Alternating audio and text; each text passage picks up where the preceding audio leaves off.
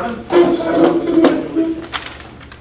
Pledge allegiance to the flag of the United States of America, to the republic for which it stands, one nation, under God, indivisible, with liberty and justice for all.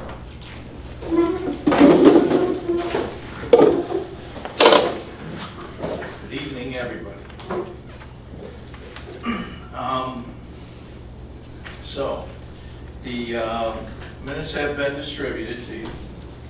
Are there any corrections to the minutes? If there are no corrections, can I get a motion to approve the minutes as distributed? I'll move it. I'll second it. All in favor? Aye. Any opposed?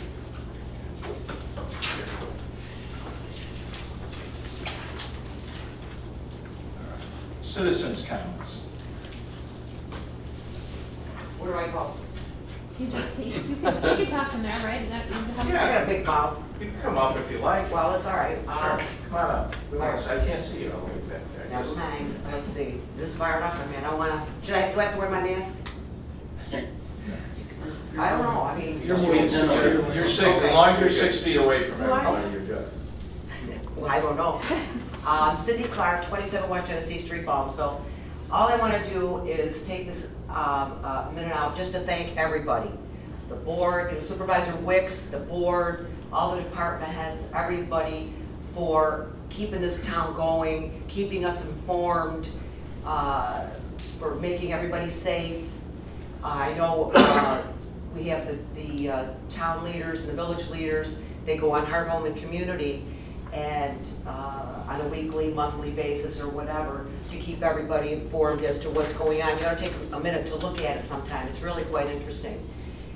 I have talked to people in other areas of the county, other towns and villages, and I don't know any other area that has this level of information available publicly to them.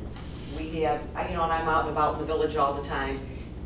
Not all the time, but they don't have this. We are fortunate to have people that care, they're concerned about letting the residents, taxpayers, whatever, know what's going on here. And I thank you for that. I also want to thank Tony for the park. My sister and I went up, we walked through the park a few weeks ago with the pathway. In addition to the lovely landscaping, it was a beautiful night. I wish it was a longer path because it's gorgeous. It's very well kept, it's mowed, it's paved, and it's very nice. You have refuse, baskets and stuff for the dog waste and all of that. Very impressive, very, very impressive. I have spoken with Jerry Holt. I want to thank him for coming under. I understand he came under budget for his road paving that he's finished, which is great in a time when we don't know, our future's uncertain as far as funding and all of this because of the COVID. Thank you for being concerned. Thanks to Jim Hoteling for PAC-B for always being here and filming this, taking care of us. A little bother, Jim. But anyways, I just wanted to thank everybody, the attorney, engineer, Gina, everybody, for keeping us together, keeping us informed, letting us know what's going on, and caring. Thank you. Thank you. Thanks. Anyone else? Yeah, Kevin Road, 1405 Graymore Way. I just have a question on the two things. The speed study for Drake's Landing, Deep Glade, and I've lived in Radisson for almost the last 15 years, and my biggest issue is you don't see anybody writing tickets. We can change those signs, we can put stop signs up, it doesn't slow people down. We need enforcement. We need sheriffs or state troopers to be writing tickets, be seen on the sides of Drake's Landing and Deep Glade, and people would slow down. I've seen a lot of, Radisson has their day camp in Hornaday Park. A lot of kids try to cross that street. A lot of people barely stop at that stop sign we put up at the park 2 years ago now. So we need a presence. We have all these speed studies. They'll probably come back and not change them. We need to have a presence. My other question is just what is item H about the waiver for the cell tower work on Lamson Road? Yeah, we'll explain that when we get to it. Okay, Yeah. thank you. Sure. And your comment about enforcement on Drake's Lane, I agree with you. Unfortunately, we don't have a police department, so as far as the speed studies on the roads, citizens have called and requested that we do a speed study to see if we can lower the speeds on those roads. And as most of you know, we don't have control over that, that's DOT. But what we've also told people that if they want us to do a speed study, we'll do a speed study and we'll do whatever we can to encourage that the speeds are reduced if we can. But those are out of our control. Now, as far as enforcement, that's out of our control as well. And I did have personal conversations with the state police and the sheriff's office and asked them to put more patrols on that road. Unfortunately, a lot of those entities, they're getting a lot of retirements right now, and there's a lot of reasons for it, and all you have to do is turn on the news. So they're really strapped as far as their personnel, and they still have to answer the calls and everything else that they do. But I have made calls to them, both entities, and they said, you know, okay, you know, we got your information, and we'll try and help. So. Well, I mean, I understand that Radisson pays the sheriffs to have some kind of presence for neighborhood watch at certain times. I don't know the specifics of that, but maybe Radisson, if they're asking for a lowered speed limit, should have that sheriff out in the park. That's, you know, on those roads. Problem is, you're gonna write tickets to most of your neighbors. That's the reality of it. But people don't slow, you know, the sign isn't slowing people down. That is the reality of it, and one of the things that in this next budget year I'm going to look to do is to put something in the budget to where we can address some of those problems. I know the town of Salina, town of Van Buren hires off-duty deputies to state police. You can't do it with them, but off-duty deputies to enforce some of these local laws. So they would actually work for the town in 4-hour increments, and we could ask them, okay, today we'd like you to go on Drake's Landing.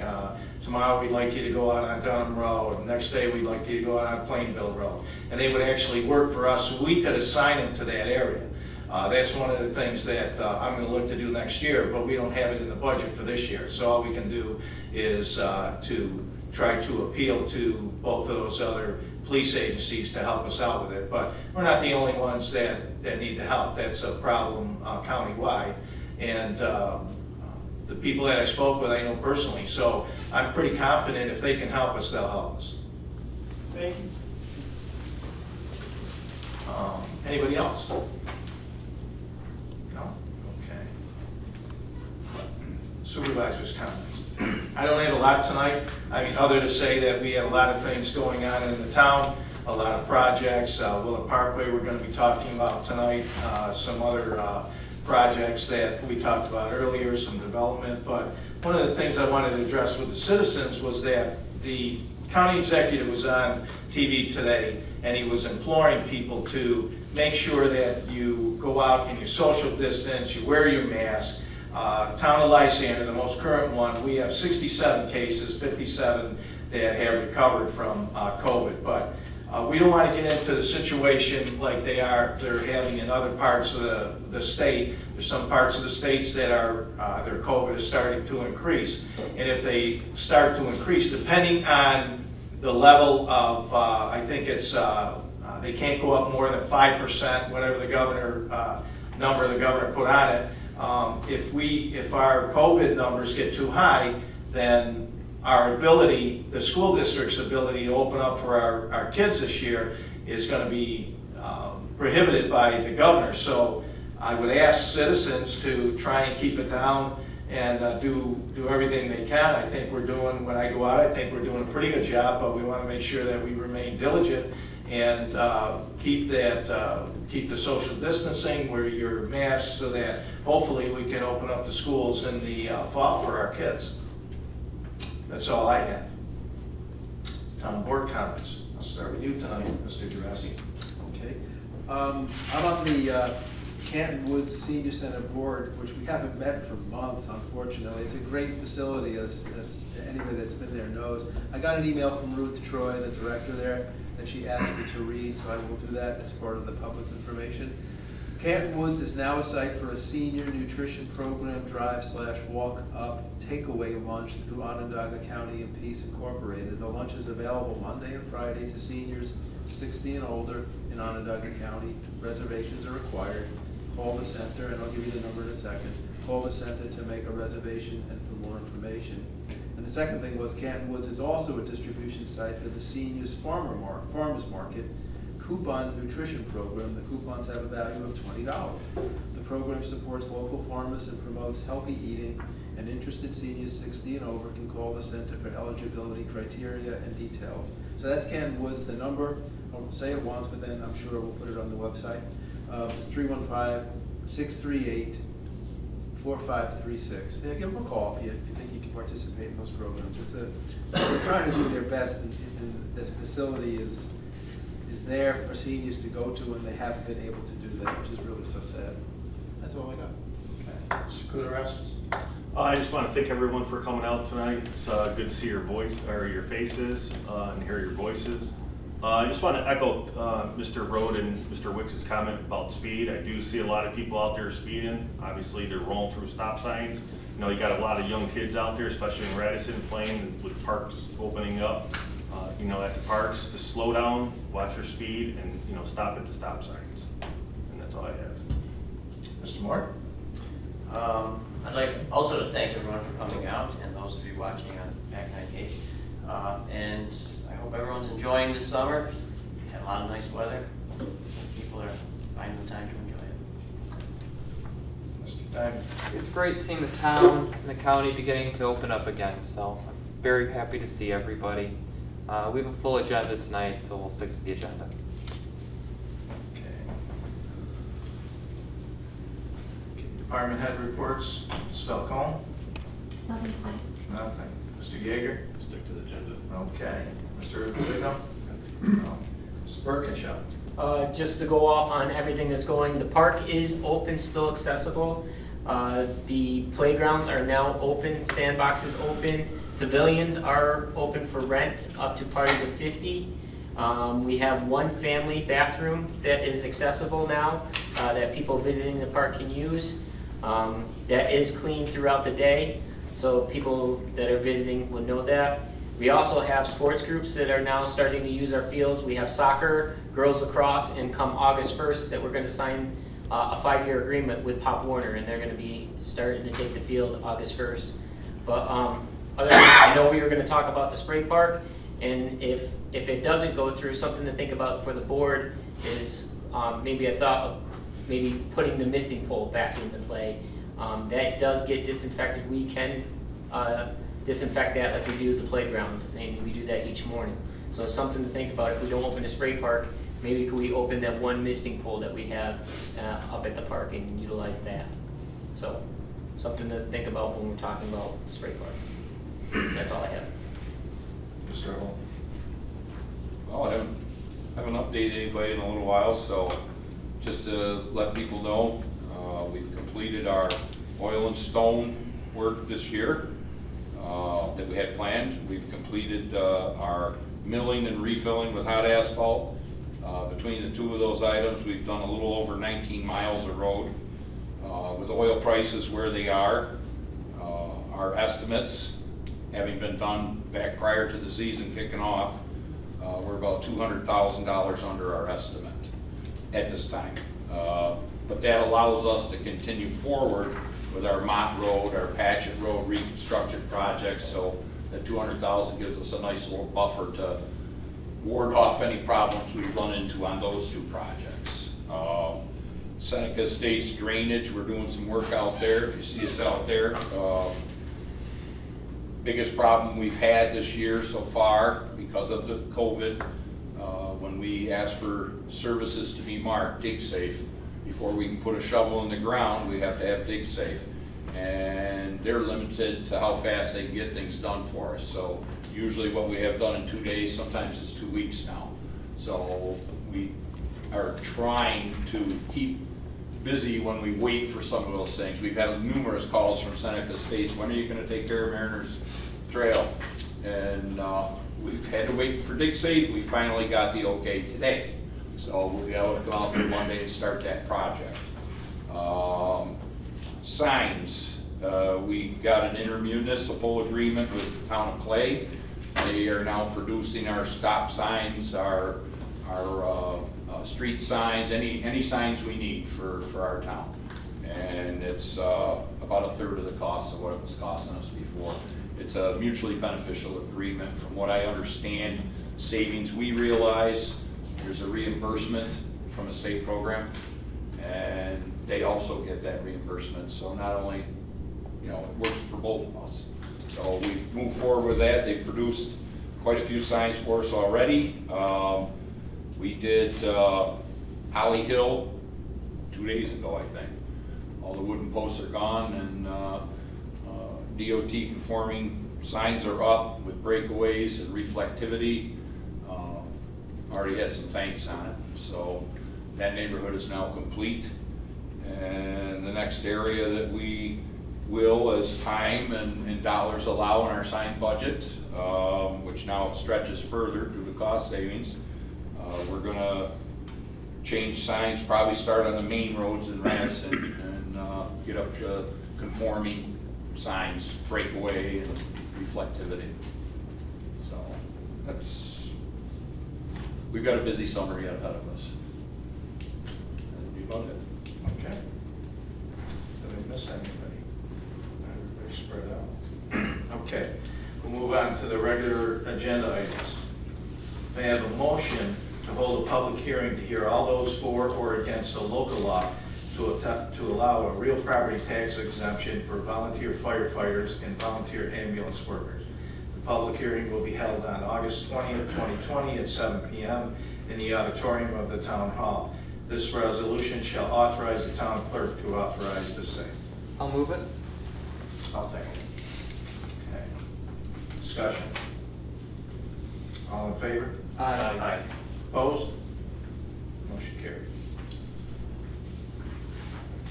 May I have a motion to hold a public hearing to hear all those for or against the local law to amend the Town of Lysander Code 29, solar energy systems. The public hearing will be held on August 20th, 2020 at 7 p.m. in the auditorium of the Town Hall. This resolution shall authorize the town clerk to authorize the aforesaid. I'll move it. I'll second it. Any discussion? All in favor? Aye. Any opposed? Motion carried. May I have a motion to hold a public hearing to hear all those for or against the local law to allow placement of stop signs for both eastbound and westbound hourglass lane traffic at the intersection of Coachman's Whip, making the intersection a four-way stop. The public hearing will be held on August 20th, 2020 at 7 p.m. in the auditorium of the Town Hall. This resolution shall authorize the town clerk to authorize for same. I'll move that. I'll second. Discussion. All in favor? Aye. Opposed?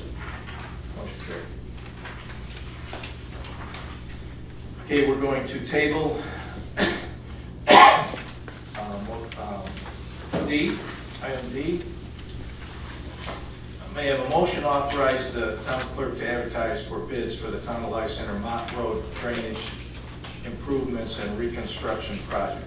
Bids for the project must be received by the town clerk no later than 10 a.m. August 18th, 2020. I'll move it. I'll second it. Discussion? All in favor? Aye. Any opposed? Motion carried. May I have a motion to accept the bid for the timber tree service in the amount of $35,960 for the Town of Lysander swale and stormwater pond maintenance project bids. I'll move it. I'll second. Any discussion? How many bids did we get, Mr. Yeager? We only got two. We got 2 bids. We got timber tree service in the amount of $35,960 and distinguished landscapes in the amount of $41,485.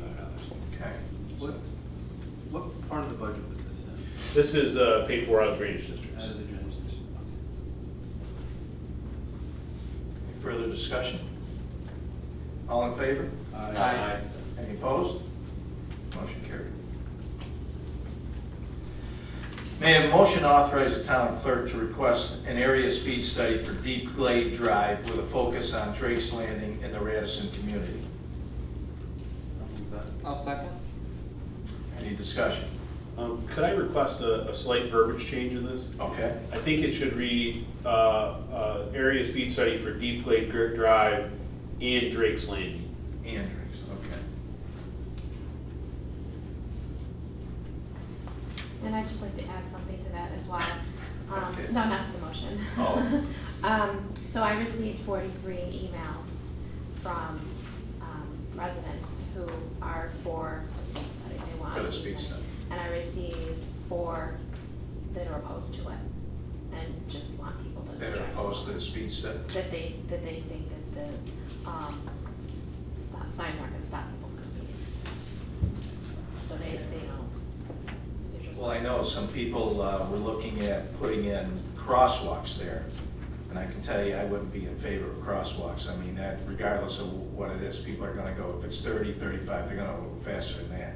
And crosswalks there would only encourage some people to go across at crosswalks, and if people aren't paying attention, that'd be like crossing 690, in my opinion. So, nobody addressed that yet, but if we got 40 speed studies yes and 4 no, I think that answers it for me. So, any further discussion on that? All in favor? Well, let me read it again then. Motion to authorize the town clerk to request an area speed study for Deep Glade and Drake's Landing in Radisson community. All in favor? Aye. Any opposed? Motion carried. May I have a motion to approve a waiver for the Verizon Wireless 1562.5 Lamson Road Cell Tower Upgrade Project pursuant to Town of Lysander Code Section 312-32, allowing the project to move forward with a building permit application at this time. I'll move it. I'll second it. Discussion. What is this? Why don't you, Mr. Rivazino, could you explain this? Under, excuse me, under our code, the applicant doing a modification of a wireless facility can apply for a waiver based upon the fact that the federal government looks at Verizon, for example, as a utility. So if there's a need in an area for an improvement, they can come in and request a waiver of the normal procedure and basically do an administrative process. Verizon has given us voluminous, and Al has reviewed all this stuff, voluminous information as far as the requirements. The federal government says they do not have to prove a need, but they've given us enough information that we're convinced that there is a need. So we think it's in our best interest, their best interest to grant them the waiver. We think they're entitled to it. Where on Lamson Road is this? You know our Horner's junkyard? Yes, that was that tower. Yeah. What are they doing? They're adding, they're taking 3 antennas down and putting 6 antennas up. Any further discussion? All in favor? Aye. Opposed? Motion carried. May I have a motion to approve a petty cash fund for the code enforcement planning and zoning offices in the amount of $100? I'll move that. I'll second it. Any discussion? Just surprised they didn't have one. Yeah, all right. Any further discussion? All in favor? Aye. Opposed? Motion carried. May I have a motion to authorize the town supervisors to sign the 2020 Pop Warner agreement, and this is a 5-year agreement. I'll move it. I'll second it. Any discussion? Mr. Kudarowski, you want to just, Yeah, so me and Tony, 2 weeks ago, we met with Pop Warner. Obviously, every year Pop Warner has come to the town to, because they have space in our facility at the town park, right? So we mow their fields. and then they reimburse us for it. So instead of doing it every year, I said, why don't we just do this every 5 years? So we came up with an agreement as far as what the town's actual cost is. We're gonna pass the town's actual cost on to Pop Warner, so Pop Warner will reimburse us for fees associated with the town doing business. And also in the agreement, we also put the agreements right here that they're supposed to maintain their buildings because they have a couple storage sheds on our property, that they're supposed to maintain them up to the town's level, which is good. Okay. Any further discussion? All in favor? Aye. Opposed? Motion carried. May I have a motion to approve the reappointment of the following park attendants as of July 1, 2020. Bill Brotherton, John Dunham, Walt Virginia, George Fields, and there was a correction. Instead of $11.90, it should read $11.80 an hour.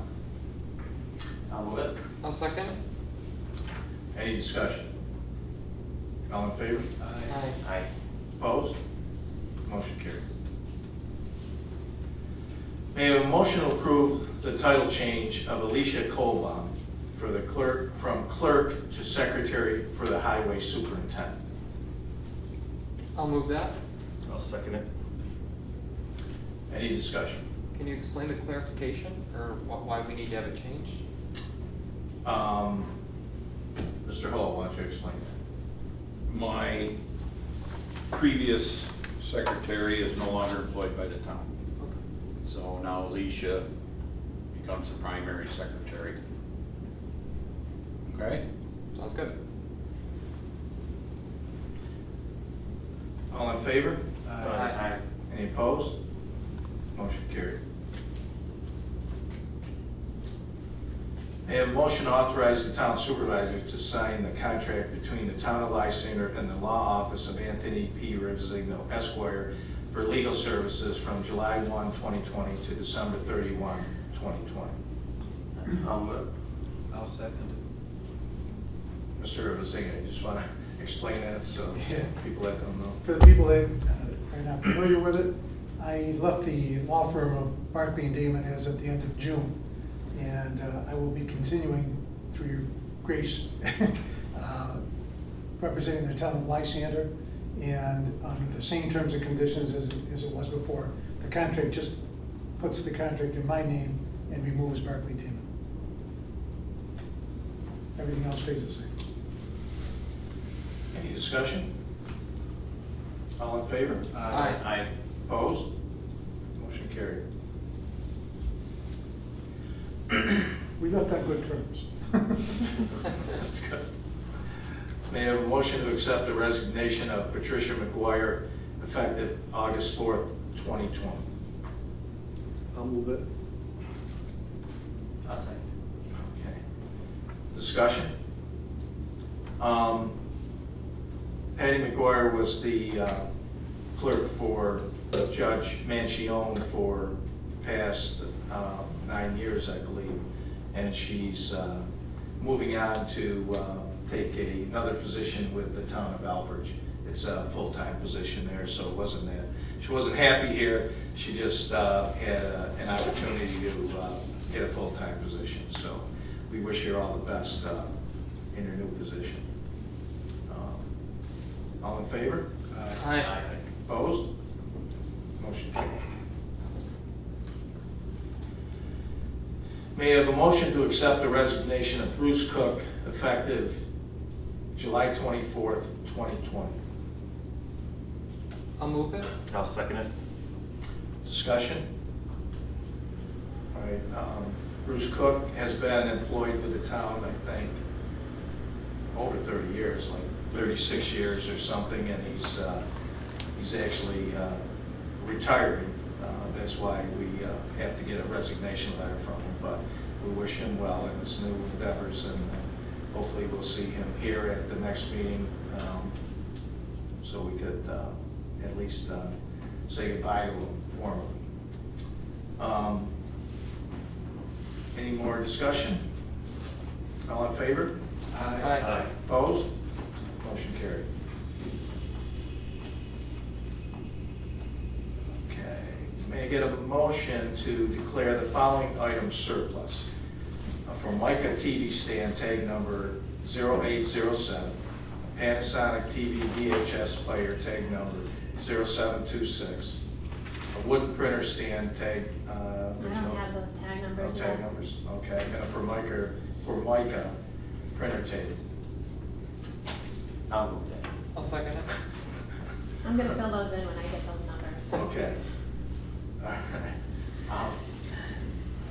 Any discussion? What's a VHS player? Yeah, I bet you, some people are watching. You were young.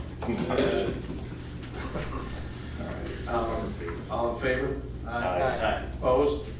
Motion carried. And Mr. Gerasi asked to add this motion, item Q, to the agenda. So may I have a motion to open the Spray Park and the Lysander Park? I'll move that. I'll second it. Discussion.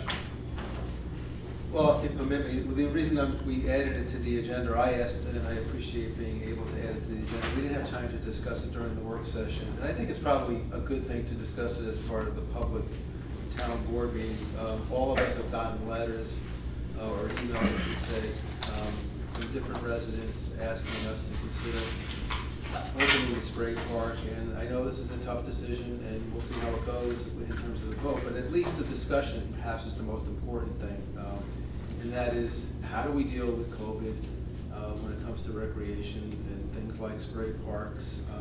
I don't think any of us knows the absolute right or wrong answer, at least I don't. But I'm feeling comfortable enough with what I'm hearing about other spray parks around the state, and maybe Tony can chime in a little bit. I think, what was it, the one on Seneca Lake? Or Seneca State Park. The state park opened up. So I guess where there's a will, there's a way. I don't know how many people they're limiting it to, or 50 people at a time. They're not even fenced in. We are, so we have a much easier time of controlling the number of people going in and out of our spray park. And given the fact that we have that ability to control, it is outdoors, I'm for one willing to allow the residents of the town of Lysander to use that spray park at their own discretion. Let parents decide for themselves. So that's the reason I'm bringing it up for discussion and a vote. So Tony, are there any other spray parks besides the one in Geneva is the one you're talking about? Or is that one you're talking about? Yeah, Okay. So that one's open. Are there any others? There are some open, but not more in the Rochester area. Okay. But they're open. Yes. All right, and so from my perspective, the letters that I have read, the emails, I guess, that I have read, of course, there are several people who have written to us asking us to open this splash pad.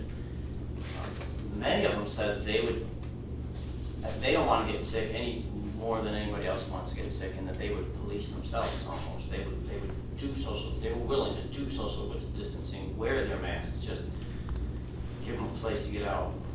So that's the vibe that I'm hearing from the emails that I'm getting. For you, Tony, do you have the staffing and the ability to? We have to hire staff. At this time, I told staff it didn't look promising and told them to start looking for other summer jobs, because there's students that were looking for jobs. So we'd have to advertise and get, staff in place. But there are some people who we could probably reach back out to do this, absolutely.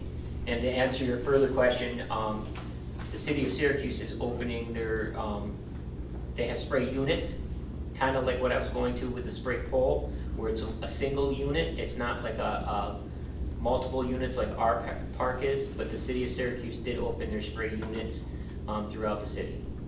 Okay, and you said, or somebody here tonight said that, I think it was you, Tony, the bathroom is being cleaned regularly currently? Yes, yes. So what we do is we disinfect it first thing in the morning when we open it, make sure it's ready to go, and then halfway through the day we go and check on it again and make sure we're touching and disinfecting. And then our night staff that we just appointed, they make sure at the end of the night the trash is pulled and cleaned again thoroughly at the end of the night.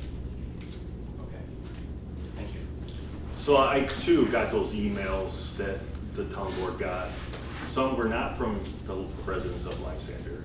They were all pretty much from the spray park committee that was in favor of the spray park. So obviously they're going to send them out. They did put a thing on Facebook. Obviously, here's all the town board people, voice your opinion.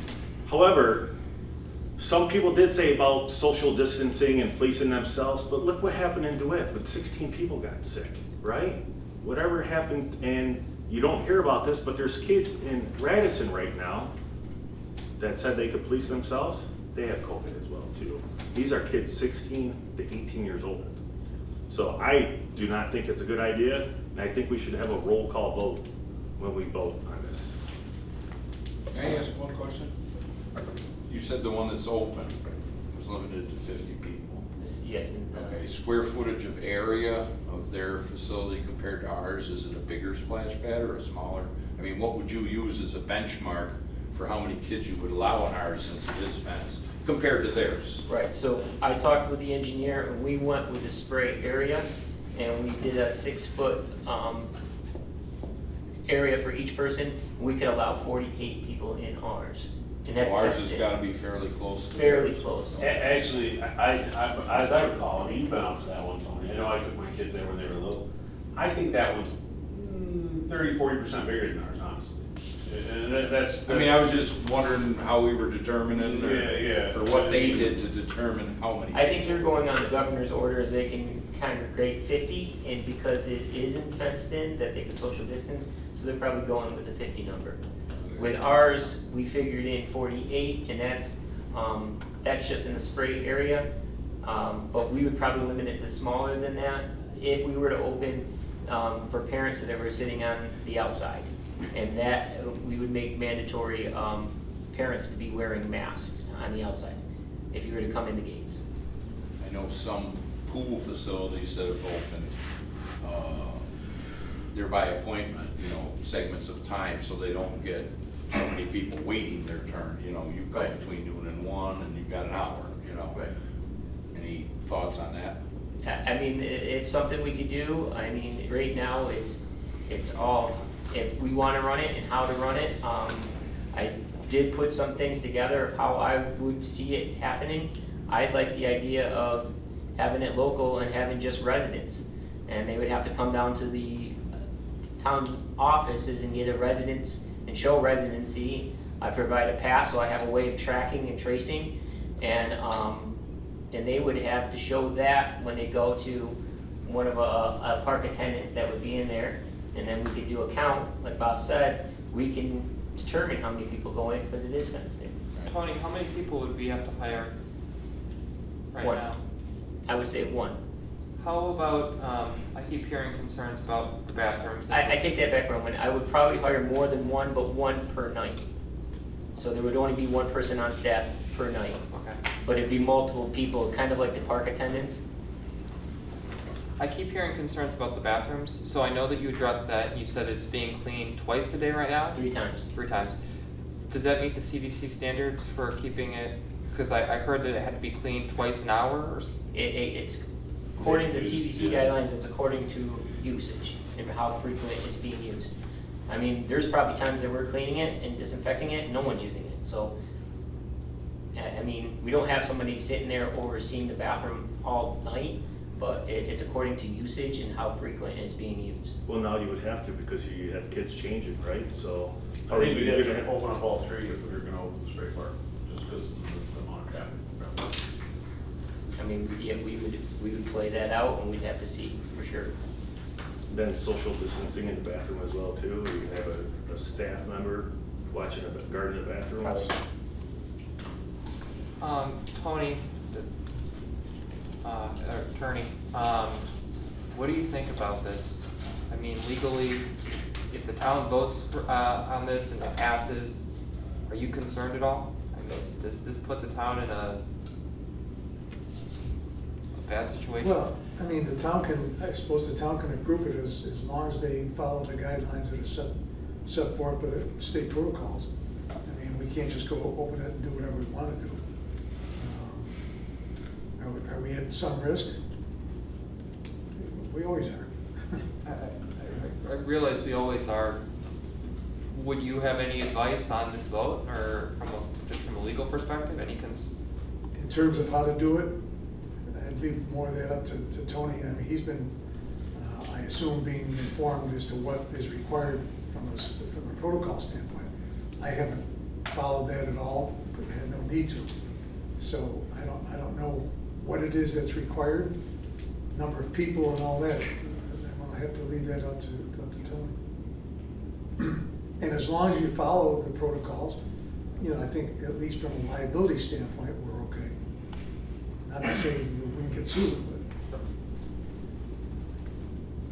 I mean, I guess my concern just, it's the middle of July. You know, we got another month of warm weather, hopefully maybe more. But by the time we get it staffed and stuff, I don't know how much time you're gonna have. Not a lot. And how much is that gonna cost us if we open it up, say, tomorrow? Do you have that number? Oh, so say if we vote yes, we all vote yes, how much is that gonna cost the town to open it up for 1 month? We were looking at, we had 15,000 budgeted, as I recall, Tony? Right. For water and sewer charges, and then whatever your labor budget is, which I'm not familiar with. It was 25,000 budgeted for labor. So it'll be 25,000 to run for 1 month? No, that's what we budgeted. So what is it for 1 month? Minimum wage times, what is it, open up for 9 hours? So I think the way to do this is, we were initially anticipating a 4-month season. So we were gonna open up in middle of May through the middle of September. So we're looking at approximately $10,000 a month for a round number. And the nice thing, The money's It budgeted. is, yes. and the nice thing about this is we don't have to have it run the hours set. We can set the times, we can determine when it goes on. We can set it for 3 days out of the week, we can set it for all 7 days of the week. So there's ways that we could do it to run it and come up with a game plan how to do it if you choose to do so. And you're not even sure at this point how many people actually show up, given And the that's fear true too. factor. I know my family personally would not take the risk of sending our children there. So I know there's parents out there that are in the same boat as my family, but there's other families out there that are emailing you saying that they would go and want the experience. So Yeah, Tony, that's a great point. So would you still be at that park a good percentage of the time, supervising it, managing it? Do you see yourself there in person quite a bit? You would have to, that's his job. Well, no, the reason I'm asking is because you said that your family, in that situation, you wouldn't want to be there. My wife would not bring my children there. Oh no, but I would be there, be like we said, that's my responsibility, and I would be there the days that I'm there. I'm there quite a bit now, as is.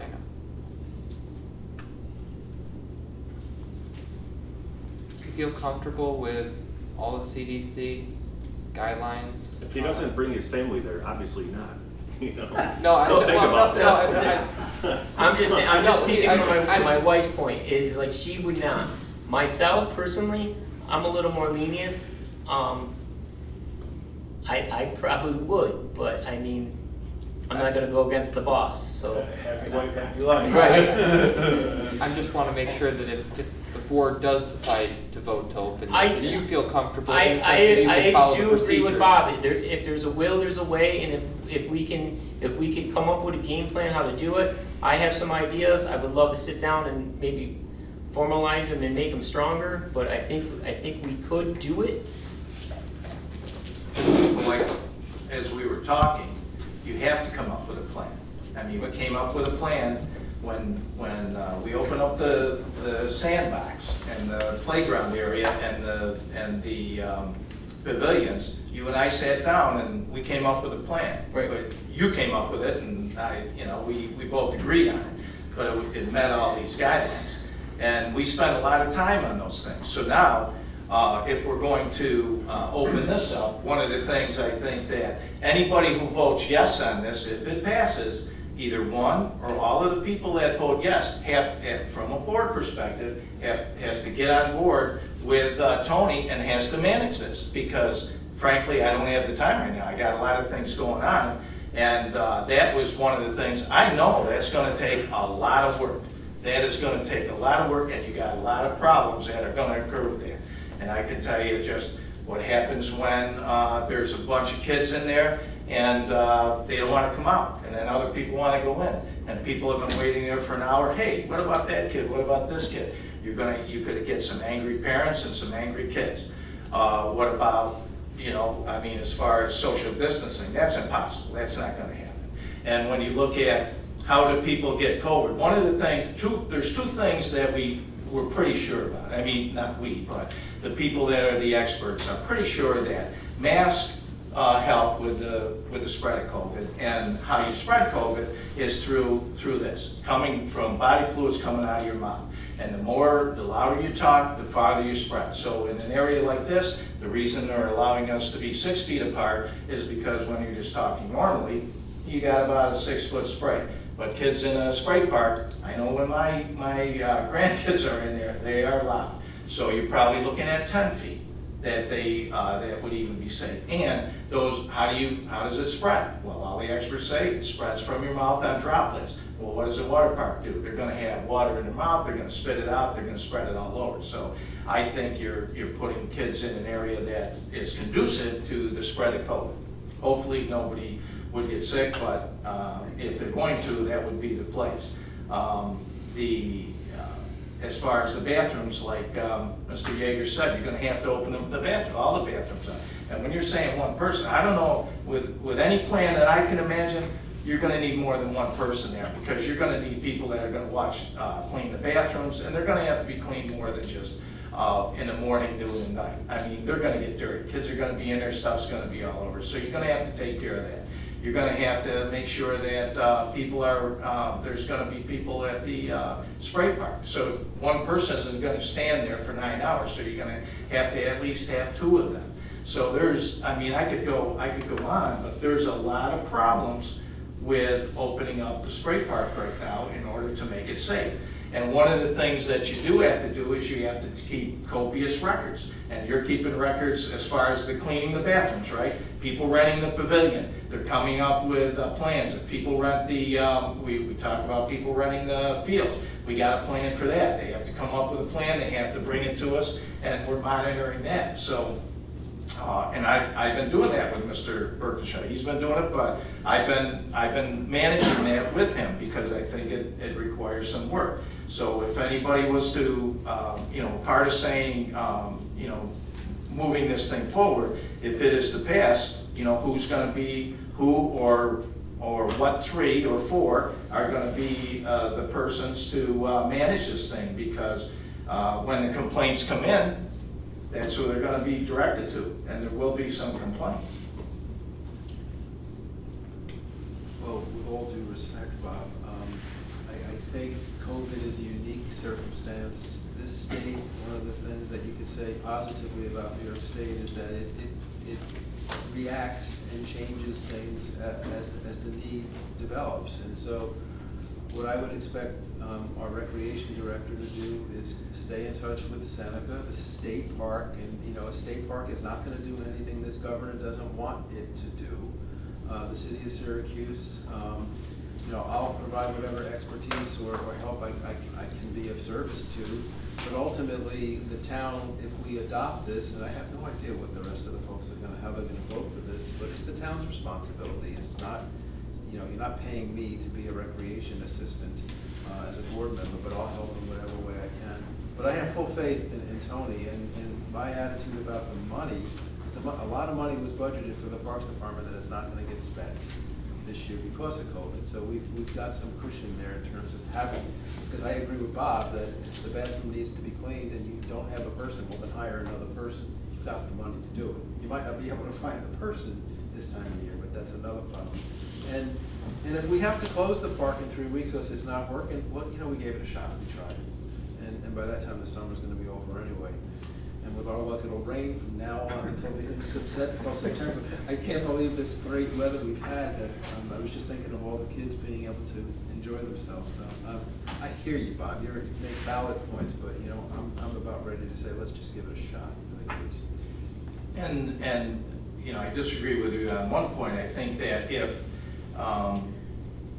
we're going to move projects forward, sometimes we have to step up and take responsibility for them. I mean, I know that if I'm gonna push something forward, I'd be willing to say, okay, I'll accept the responsibility and manage that. That's why I think, you know, I can't force anybody to do that, but I think it would be prudent if we're gonna move this thing forward, because I do think that it's gonna require an additional level of management in order to effectively do this under these conditions.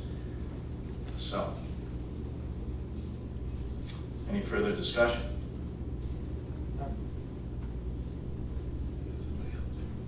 Yes. I'm curious, for opening it for 1 month, what's the cost to close it and winterize it? Because it's winterized now, right? It hasn't been open? Yes, there's a cost to it.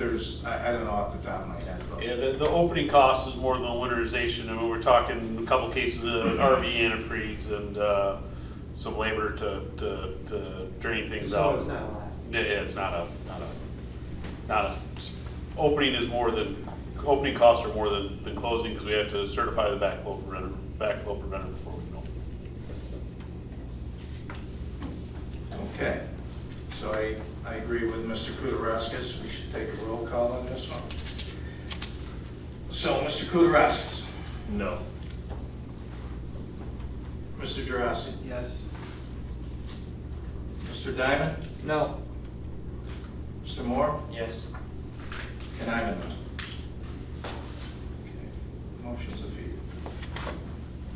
Okay. Any new business from the board members? Anyone see any reason for an executive session? No. Okay. And get a motion to adjourn at 8 o'clock. I'll second it. All in favor?